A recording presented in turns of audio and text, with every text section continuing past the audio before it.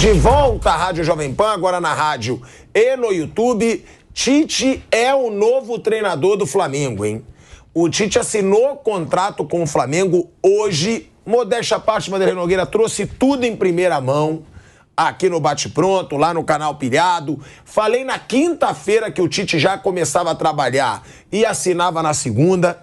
Falei de todo esse anúncio, deixei claro que o Tite não ia assumir até o jogo contra o Corinthians. Lá no começo da semana, era meio óbvio que o Tite não iria querer enfrentar o seu antigo clube, onde ele é um grande ídolo, e tá muito claro que ele esperou. O Tite esperou o jogo contra o Corinthians para não estrear na Neoquímica Arena lotada, sendo que tem uma cobrança do torcedor corintiano contra ele. Por quê? Porque o Tite disse, pode me chamar de mentiroso se eu aceitar trabalhar nesse ano. Porque ele negou 4 vezes o Corinthians, disse que não voltaria a começar a trabalhar nesse ano e aceitou antecipar com promessas do Flamengo. Promessa de que vai abrir o cofre, vai deixar ele tomar conta do futebol, vai poder reformular esse elenco.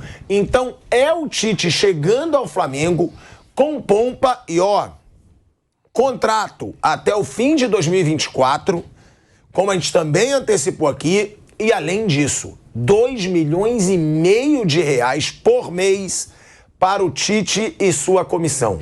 E aí vale até a gente fazer o debate aqui depois, porque a comissão do Tite tem 3 auxiliares.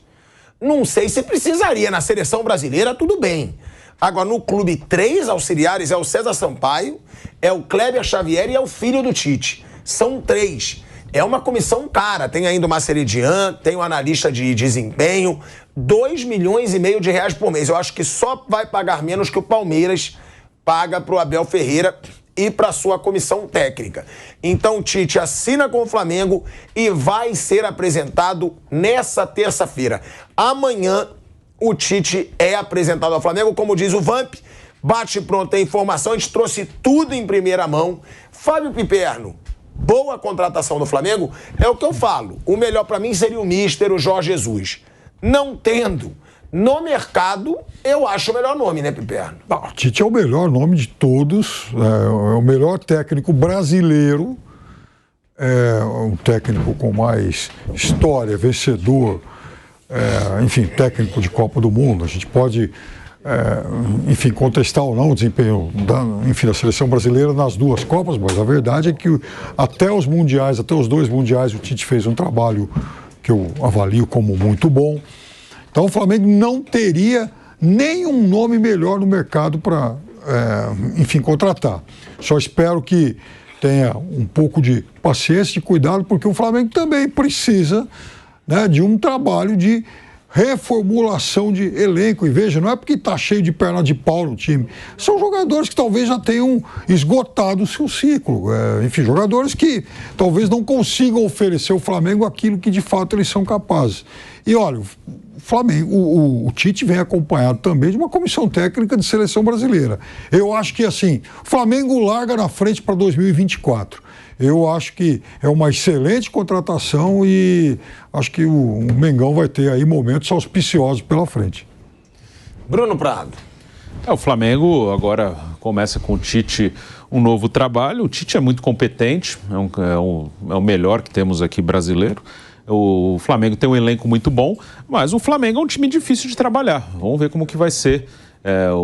A gente sabe como as coisas vão andar no primeiro tropeço, né? A partir do primeiro tropeço, como o negócio, como que fica o ambiente, como é que é levado. Para mim, o Vitor Pereira, por exemplo, ele caiu quando perdeu para o Hilal.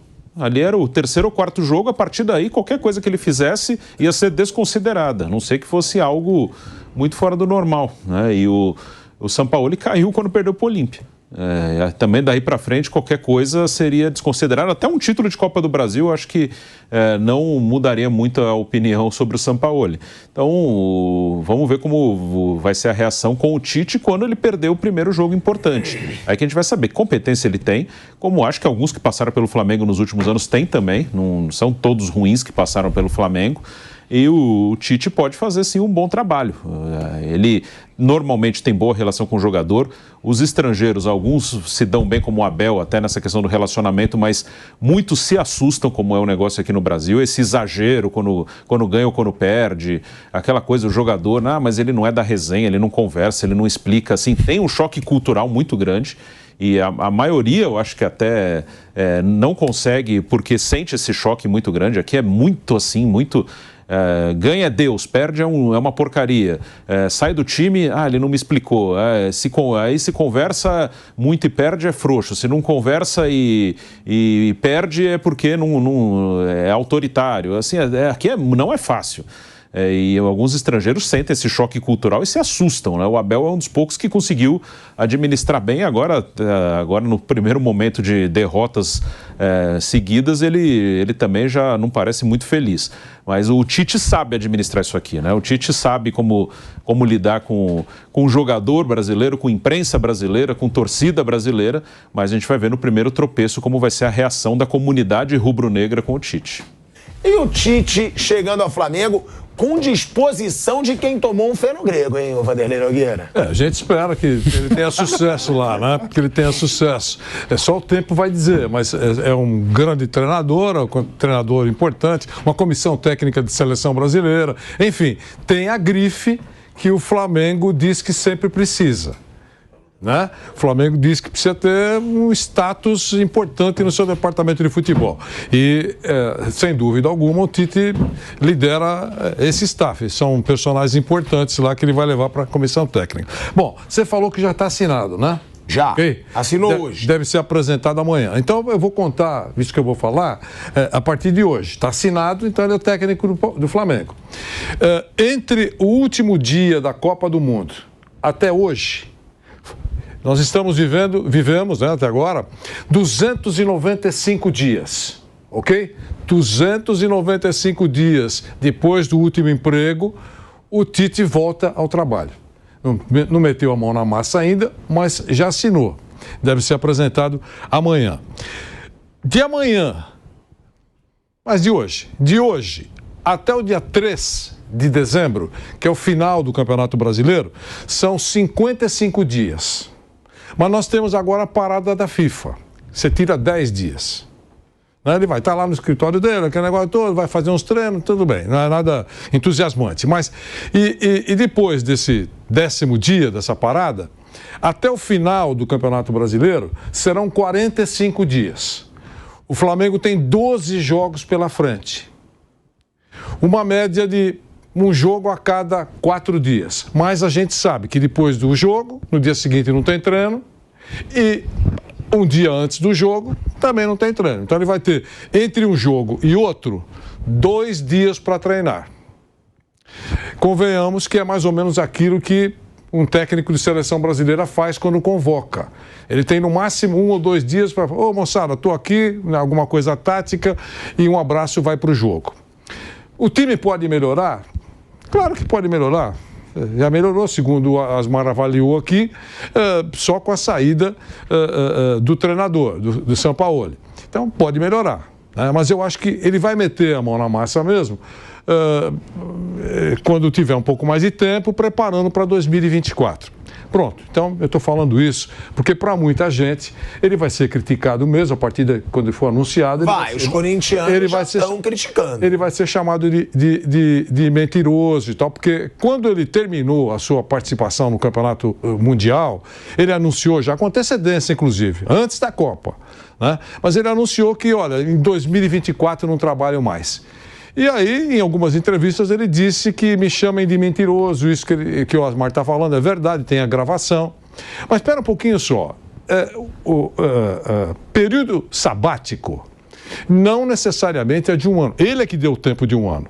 Mas não, pode ser um dia, pode ser um período de 2 meses, pode ser 1 ano, 2 anos, e o cara pode não querer voltar nunca mais. Mas o cara pode ter também o direito de diminuir esse período sabático. Vai muito do saco. Muitos fizeram isso. Muitos. O Scolari, recuando um pouquinho no tempo, disse que pensava em ficar parado, mas a dona Olga, né, a esposa dele, né, dona Olga cansou de mim em casa. né? E voltou. A dona Rose pode ter feito a mesma coisa, ou não, ou o próprio Tite, eu não aguento mais ficar.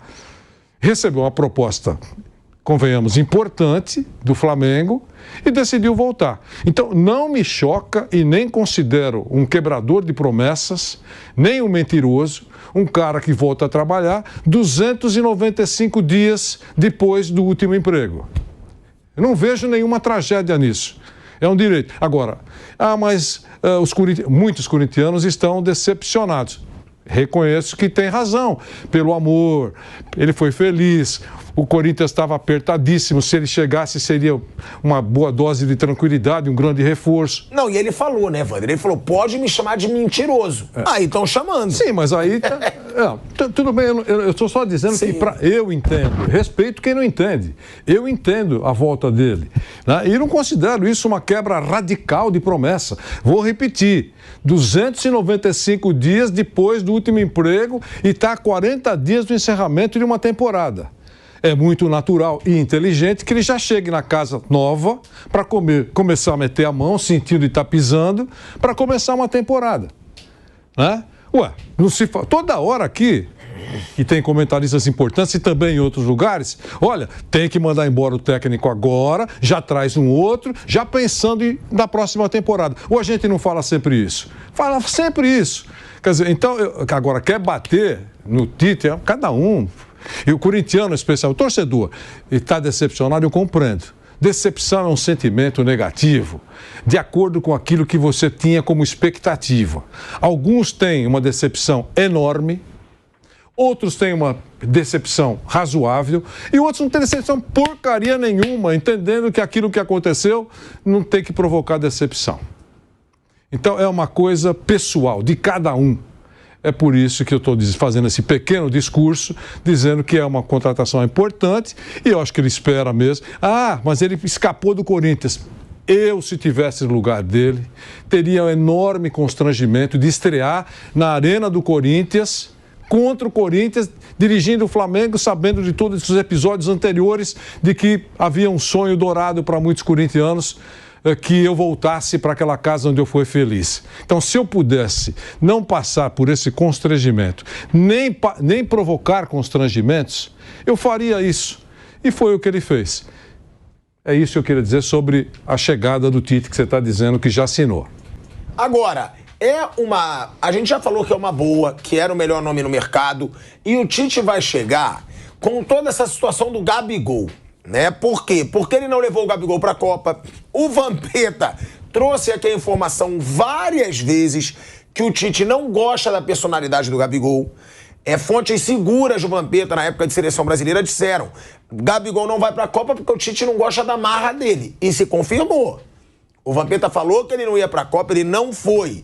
Aí o Flamengo é campeão da Libertadores. A torcida grita no carro de bombeiros ali para os jogadores: Tite vai se fuder, o Gabigol não precisa de você. E aí o Gabigol fala no microfone: é isso aí, minha seleção é essa, é o Flamengo. Agora, muita gente diz, será que vai ter um clima? Eu dou minha opinião, para mim não. O Tite é malandro, todo jogador diz que o Tite sabe muito gerir essa relação pessoal com os jogadores. Eu não acredito, eu acho que vai se resolver no primeiro dia. E vocês, Bruno Prado e Fábio Piperno? Eu também acho que sim. E o Gabigol, em 2021, ele foi convocado quase o ano inteiro. Né? Ele teve oportunidades. Também acho que não era um nome prioritário, mas oportunidade ele teve. E o Gabigol precisa do Tite, e o Tite precisa do Gabigol nesse momento, que eles vão trabalhar no mesmo clube, no mesmo lugar. O Gabigol não faz um bom ano, não passa por um bom momento, neste momento é reserva, inclusive, né? Foi reserva nos últimos jogos, e o Tite precisa que um cara como esse esteja bem para ajudá-lo ali no Flamengo. Então isso aí, acho que vai dar tudo certo, tudo em paz. Sobre o período dele parado e a volta, ele deu uma declaração no início do ano. Por isso que aí cada um vai de um jeito, né? É bom, assim, não dar declarações assim que deem esse tipo de manchete. Porque ele não mentiu com certeza. Naquele momento que ele falou sobre isso, é o que ele estava sentindo. Ele tinha acabado... Ele saiu de uma Copa do Mundo que o Brasil perdeu E o sentimento dele era de, eu quero ficar um ano sossegado, era isso.